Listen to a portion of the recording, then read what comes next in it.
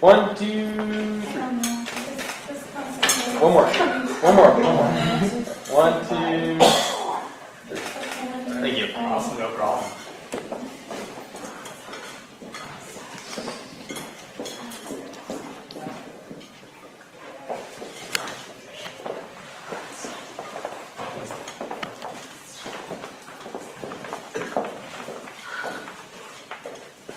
Just give you the high sign when you're ready to rock. Oh, yeah, you're ready to go? I'm going, yeah. All So right. whenever you want.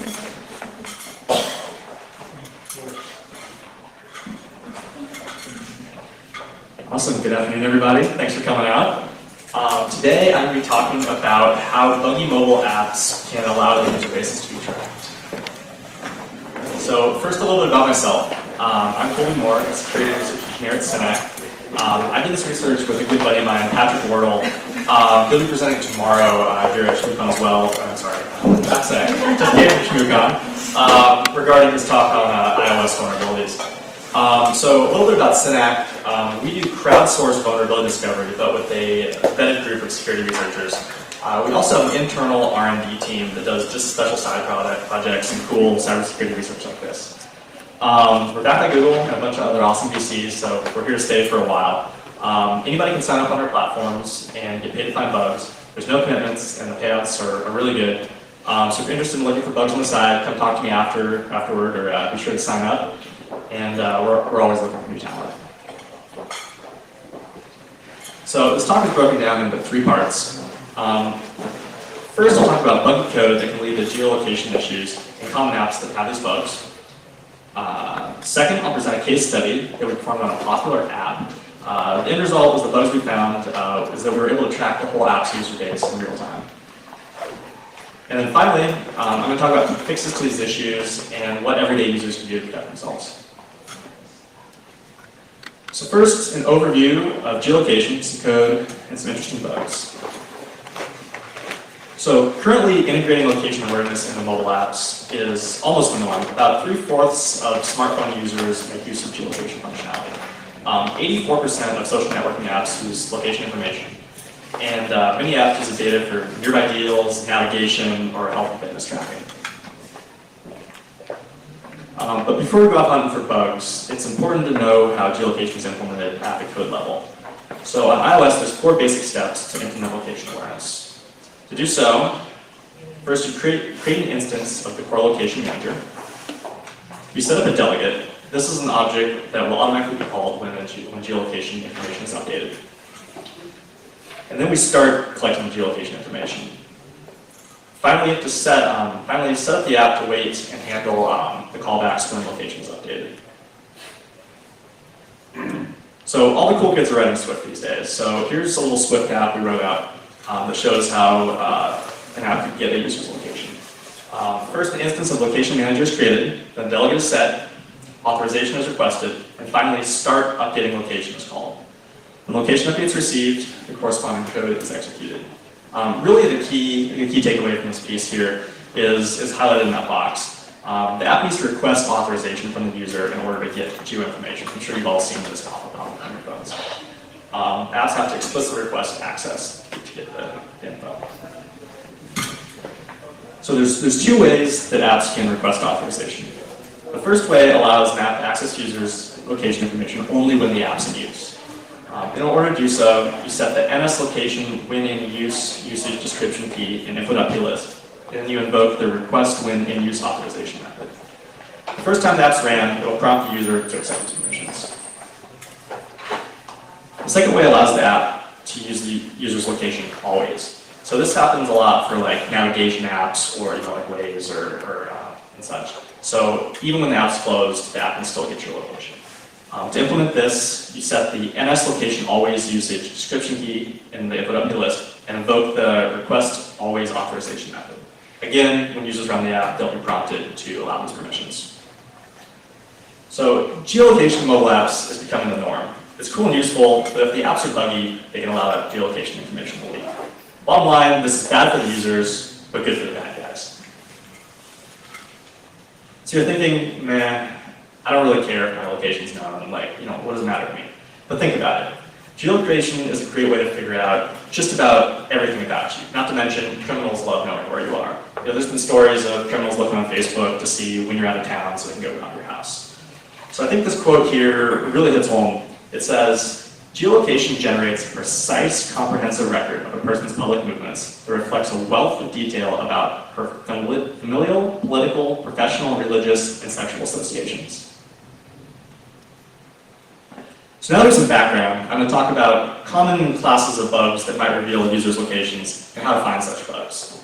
So the most common types of bugs, when you break it down, are really using insecure network comms, using overly precise geolocation information, insecure local storage, buggy server-side APIs, the ability to spoof your location, as well as UI misconfigurations and validation errors. So the first is insecure network comms. If an app doesn't secure its network communication and geolocation information is transmitted, even commonly exit data images can house geolocation information. This can allow a passive attacker, someone sniffing network traffic, to access the user's location, which really isn't good. So apps shouldn't use plaintext comms, use self-signed certs, or forget to implement certificate there. So we'll talk a little bit more about these.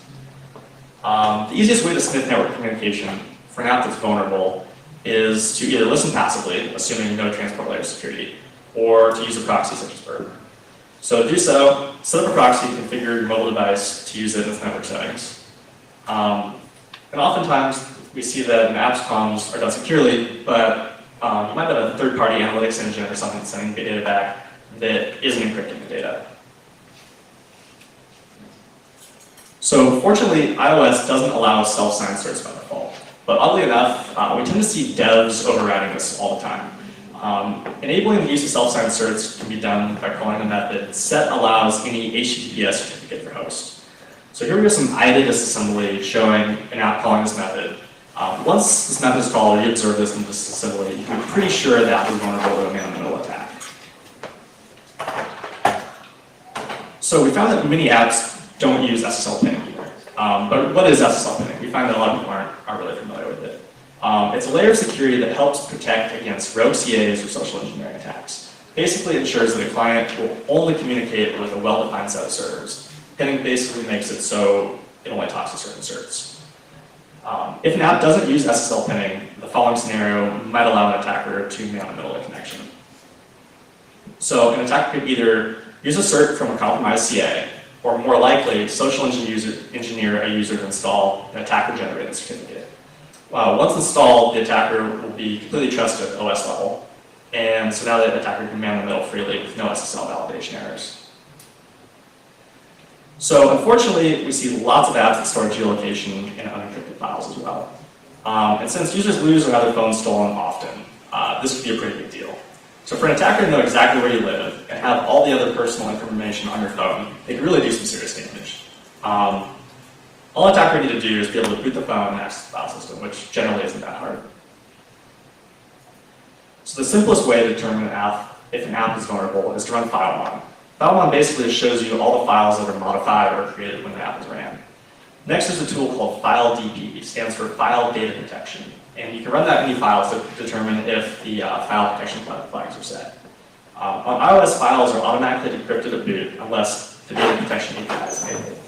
So to check, you want to look for the file NS file protection key. If it's missing or it's set to NS protection none, then local files are not secure. So on iOS, always check the application's user defaults plist as well for geolocation information. Basically, it's really the easiest way to store stuff on iOS, and it's not encrypted by the OS. So on the left, we have the IDA disassembly of an app storing some geoinfo in the defaults plist. And on the right, we have the contents of the plist, so you can see how it might be stored. However, it's normally easiest to just skip disassembly and go straight to look up in the file and doing a manual examination of sensitive data. One of the biggest problems we see is that services are vulnerable to location spoofing attacks. So basically, through various means, a malicious attacker can supply false location data to the service in order to provoke undesired consequences. Oftentimes, you'll see location data used in user authorization. For example, to log into some geofenced area or to give access to possible sensitive data based on where you are. So devs don't blindly trust location data from clients. and don't allow location to change rapidly. That could really give way to either trilateration attacks or data harvesting attacks, which we'll talk about more in a second. So there's a variety of ways to find an app that allows you to spoof your location. If you have a jailbroken phone, you can use apps from the City App Store called Location Taker or Location Spoofer, or use a framework called Script, spelled SSCRIPT, to inject into the app and tweak geoparameters. However, the easiest way is just to use Burp to edit any geolocation data in transit. Then while it's not really a bug per se, devs often use much more precise location data than necessary. Besides the fact that it reduces battery life, if precise geolocation coordinates are leaked or accessible via another bug, knowing exactly where the user is pretty nice for the attacker. So bottom line, the exact coordinates are normally not needed for whatever you're doing. However, lots of apps don't specify a specific accuracy setting at the app level. And kind of unfortunately, the system defaults to the highest level of accuracy. So if you don't specify, you're going to get the highest level. And that generally falls down to the sub-centimeter level, so it's extremely accurate. So how can you determine if an app is using overly precise geo? Option 1, sniff the network traffic and look at the data flowing by. Or option 2, look at the disassembly. If you see the set desired accuracy method being called, the third argument is actually the accuracy constant. And here you can see it set to CL location accuracy best. So remember that if it's not specified, it defaults to best. Another common bug class that can reveal users' location is insecure server-side APIs. So I've seen a lot of apps that have server-side components that either 1, have lots of undocumented APIs and assume nobody's going to poke around. 2, implement no rate limiting at all, think data harvesting. 3, allow completely anonymous queries and require no authentication whatsoever. Or 4, provide lots and lots of unnecessary sensitive information that may or may not even be used by the application. So the easiest way to find such APIs is just to look at the network traffic. See what endpoints the app is talking to and kind of just poke on those, give it some arbitrary data. So here we have an example, whereami.api. It takes a username and it gives back the user's last known location. So if you edit the network request and change the specified user, upon submit, you can, the API blindly gives back another user's information. So here we've got Carmen San Diego. The last class of geolocation bugs I'm going to talk about deals with the UI of the app. So it's funny or sad, depending on how you think about it, but a lot of app developers seem to assume that nobody's going to mess with the UI or poke around below the UI level. Or worse yet, a lot of apps just ignore the user settings preferences. So to find these bugs, sniff the network and toggle settings on the UI directly and observe the output and see if it changes. Check the network output and see if the user preferences are ignored. A user's location might not be shared with other users, but is it still being sent to the server? The other thing to check for is to see if the UI is implementing logic that should be server-side. For example, if a user requests to share location with only a mile of accuracy, is overly precise geo actually being sent to the server, but rounded down to a lesser precision at the UI level of other devices? Sorry, here's some real-world examples of where these things come up. So here's actual apps that did or still do compromise their users' geolocation information. The first is older versions of the Starbucks app stored a user's coordinates in an unencrypted file, session.cls log. So if a phone was stolen, it provided a wealth of information about a user's daily activities to an attacker. This vulnerability was reported by a guy named Daniel Wood, received a CD, and was recently patched. Next app to screw up is Whisper, a secret sharing app that claims to be the safest place on the internet. And you know if they claim like that, it's probably not true. It had a UI bug, or maybe a feature. Even if users opted out of sharing the location, the app would still report it to the backend servers. So it was later found out that the information was stored indefinitely and was being shared with the DoD. So the screenshot here is a poor me, where apparently Whisper is and or was quite popular. I can't imagine anyone would have any secrets over there. Next we have Tinder, as you guys might be familiar, a very popular dating app. A while back, they were actually providing exact coordinates to all the users and sending them down. And they were doing the rounding at the UI level. They eventually updated, but they still provided precise relative locations. So they tell you, a user is exactly a mile away. So using a method called trilateration, these relative distances could be used to locate users. And to make matters worse, since it was integrated with Facebook, there was a bug where you could query the API and determine a user's Facebook page as well. So these were all publicly reported and patched some time ago, but a vulnerability still exists where you can geolocate a user down to about a mile of accuracy. So this next one caught me off guard a little bit when I heard about it. It turns out that Angry Birds was leaking geo information. And honestly, who'd think Angry Birds was keeping track of where they went? Ultimately, it was revealed that some government agency that we're not going to name here was monitoring Angry Birds traffic to collect this information. It kind of just goes to show you that if an app is leaking geo, someone's going to collect it and someone's going to abuse it. So now's where it gets a little bit interesting. I'm going to talk about an app that was vulnerable to a myriad of geolocation bugs. And they cumulatively allowed us to track any of its users anytime, anywhere in the world. So we talked about these location vulnerabilities occur, but what are the real world implications? We surveyed a ton of applications out there and decided that one-click Grindr was going to be the ideal candidate due to its ridiculously bad use of geo information. So what is Grindr? It's the largest and most popular all-male, location-based social network out there. More than 5 million guys in 192 countries around the world, and approximately 10,000 more new users downloading the app every day. Bottom line is the app is based completely around knowing who's near you. It's extremely popular, and it caters to a demographic that has a history of being targeted. So we figured it'd be a good app to take a look at from a user privacy standpoint. So to begin our assessment, we checked to see if there are any previous vulnerabilities that publicized or discovered, and sure enough there was. In 2012, a vulnerability was discovered that allowed impersonation of users as well as sensitive data compromise. 2013, a graduate school paper was published that revealed more concerns around user enumeration, impersonation, and identification. In early 2014, SYNAC, we published our assessment, which was first to bring up the issue of location privacy, which we'll talk about in a minute. And then in late 2014, someone else caught on and leaked similar vulnerabilities to Paste-In, and I'll talk more about that later as well. So what did the developers do wrong? Quite a bit. They didn't use SSL pinning in the application. Geo was provided with way too much precision. Location spoofing to the server was trivial. The APIs are overly permissive and don't require any authentication. And the data was filtered at the UI level. So basically everything we just talked about. The first bug we noticed was that the iOS application didn't pin its SSL certs. As I talked about earlier, it makes it much easier to pull off a man-in-the-middle attack when this happens. So using a man-in-the-middle proxy, we're able to take advantage of this lack of SSL pinning to examine the application's protocol, and we ended up reverse engineering it in order to build a custom client. Bug number 2. Upon running the app, it queries the server and pulls down a series of JSON blobs for each user nearby. And each blob is all the user's profile info. The problem here is that the distance field provides us with an extremely precise relative distance.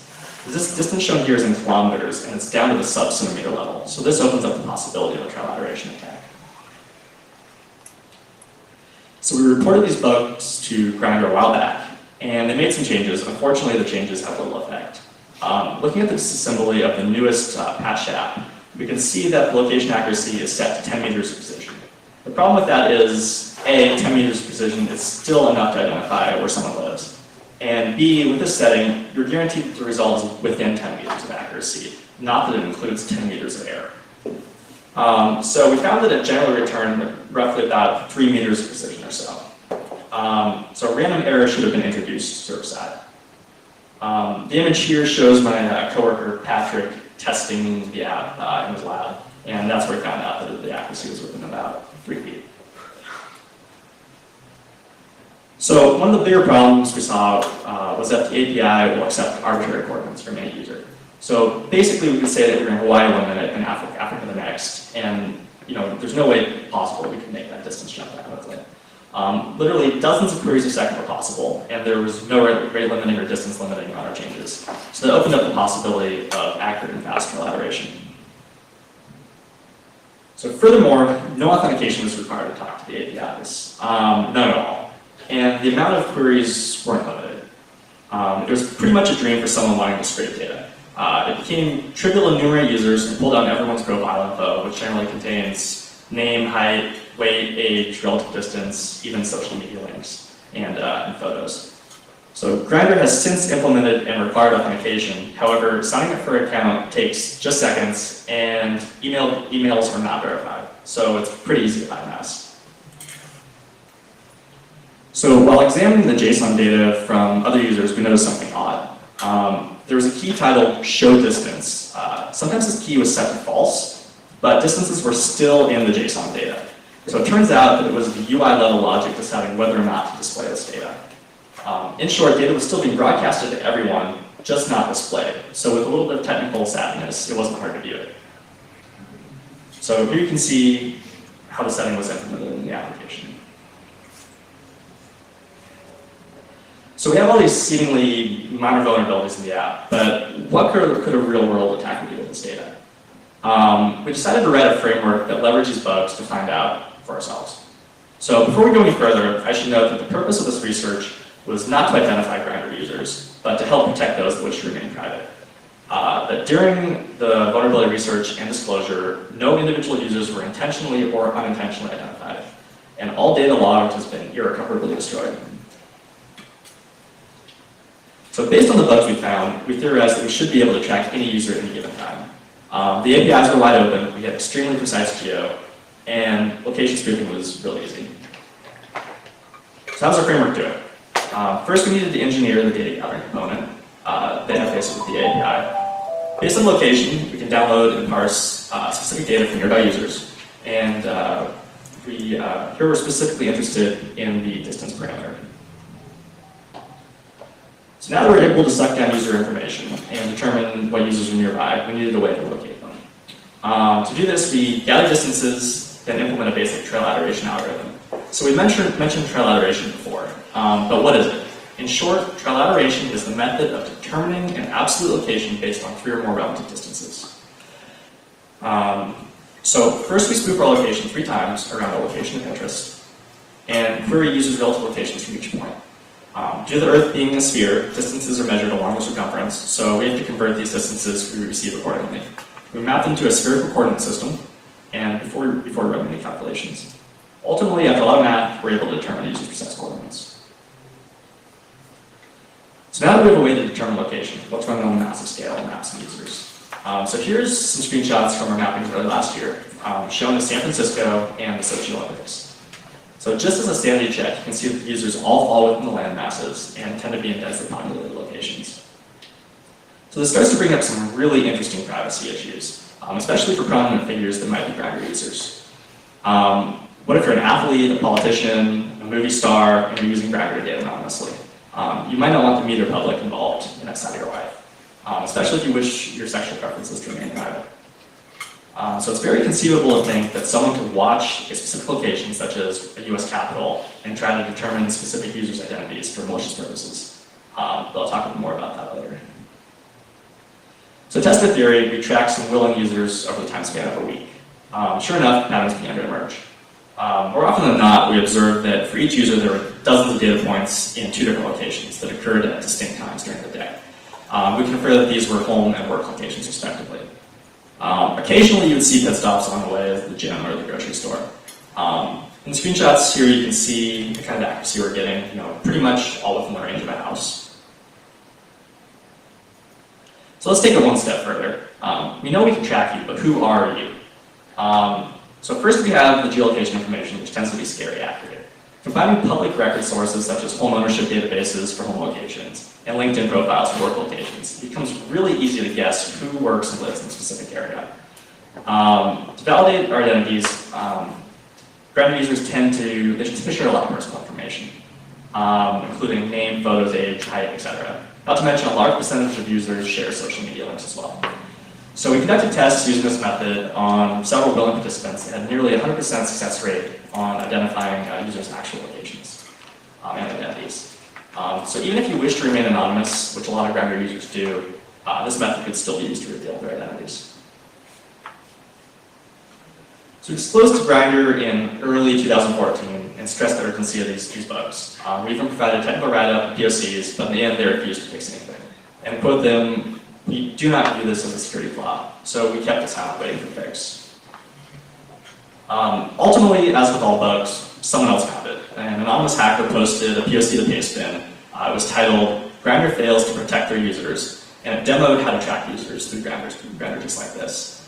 Fast forward a few days, it turns out that Egyptian officials began using this leak bug to track down an arrest payment in Egypt, since it's illegal to be gay there. So we see a lot of security bugs every day, but sometimes it's hard to imagine if there's a real-world impact. And see something like this really drives home why these geolocation bugs are so serious. So after the bad press, Grindr decided to try their hand at a fix. User settings for sharing location data within the app are now respected. Geofencing was implemented in Egypt to prevent people from sharing the location there. And they set the GPS accuracy to the nearest 10 meters. But the SSL pinning issue still needs to be fixed, and the APIs employ almost zero security, still no rate limiting, and thus spoofing locations is still possible. The end result is that you can still track users, and with decent accuracy, reveal their identities.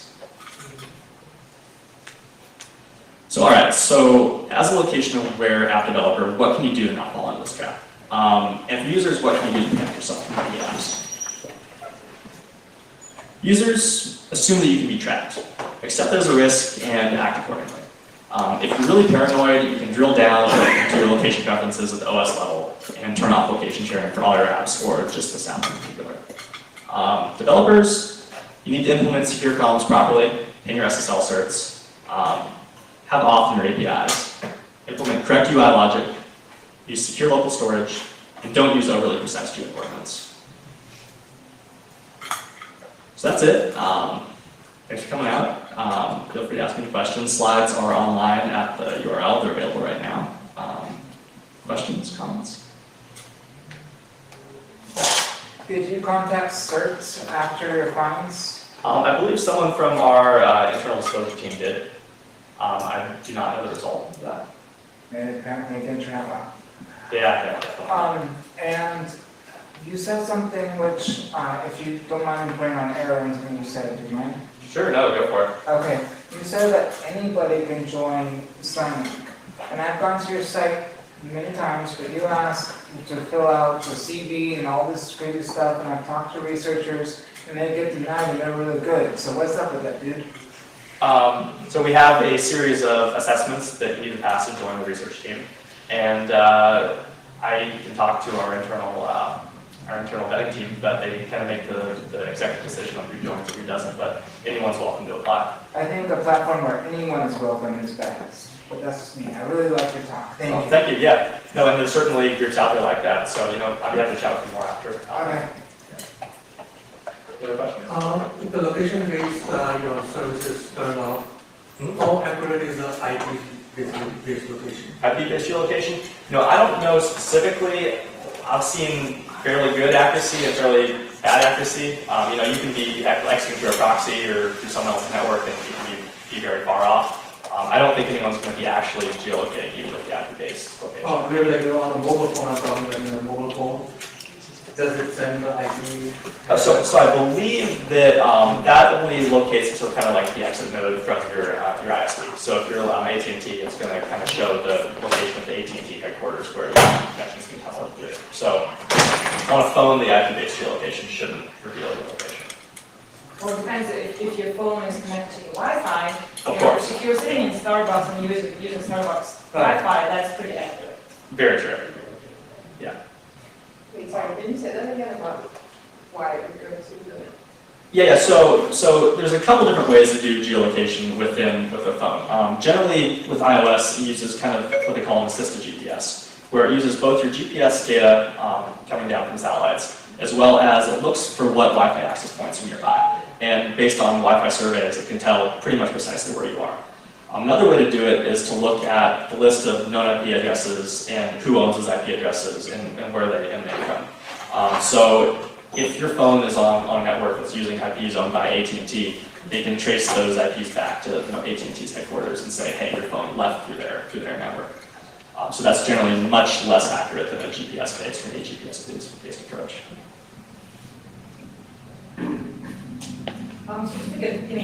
So it sounds good, but it's very hard to implement in terms of if you need to update the certificate It's very true, and I don't necessarily have any great suggestions for you, but it's certainly something to be aware of, and a good thing to implement if you can.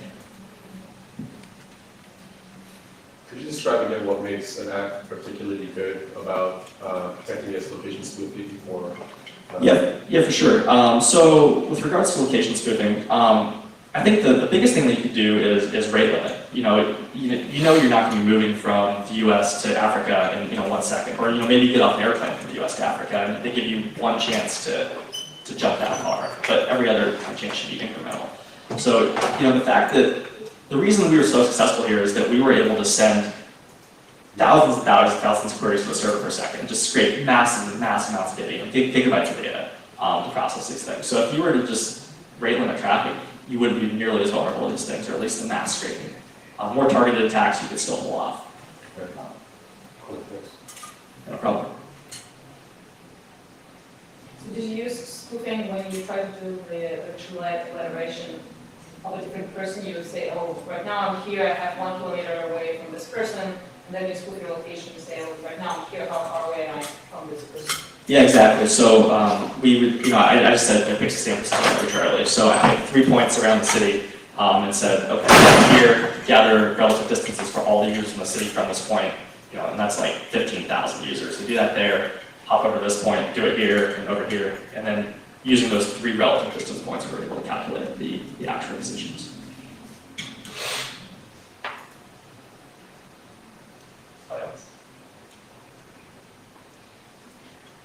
Yes. So when you said they had a geolocation in Egypt, was that meaning if you were within Egypt, they had different settings on what the app would do, or? Yeah. So you're talking about the patch that they implemented, right? Yeah. So basically, I think Grindr's pretty much ruined in Egypt. Basically, it doesn't share any location information now at all, just because of this issue. So I think you can still network and still chat for maybe people who are sort of nearby, but it's not going to tell you relative distances. And I believe they're rolling that out in all countries where it's illegal to be gay, and I think they're working towards that.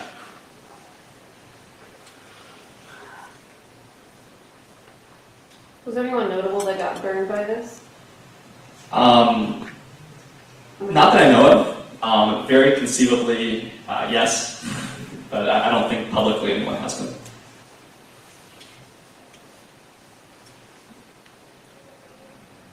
All right, well, thanks for coming out, everybody.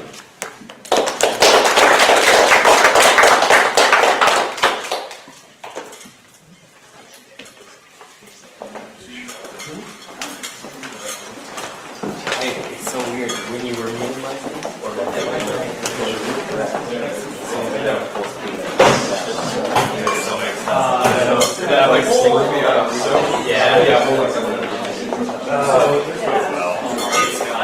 It was one of those things where it's like, oh, this is a digital operating like this is like what you do to keep it.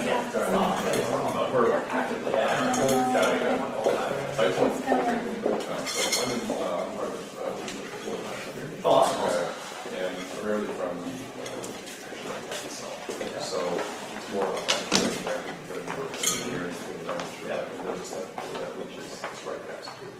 Yeah, for sure. So I was wondering if there's that piece, there's a treatment piece, but then beyond that, I was wondering if we expect to have develop process. Kind of like maybe like the next step, which we want to develop to be like, okay, how do you get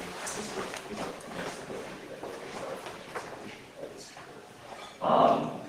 That's a really good question. I think for me, it's kind of putting it through some offensive testing. Yeah, I mean, so I'm not trying to pitch our model too much, but we try to mimic the adversary. A lot of us come from intelligence backgrounds, or at least a lot of experience with adversarial methods, and really go after and kind of break your app like someone else would in a while. Right. I think is really critical to deploying a secure product. So there's a variety of groups that can do that. We do it in groups, but so in terms of do clients assess my team and guys, or you guys kind of just go off on your own? Yeah, no, so there's a couple ways we do it. Our internal research team does kind of one-off engagements. Someone just approaches us with a very special use case, we're happy to work with them on that. But we've got this crowd of really kind of high-end security researchers that we've all vetted, they're all background checked, they're all trusted. There's several hundred of them, and we'll set up an engagement on our platform. So someone comes to us and says, hey, we want a mobile app like that. And so we'll kind of secretly push out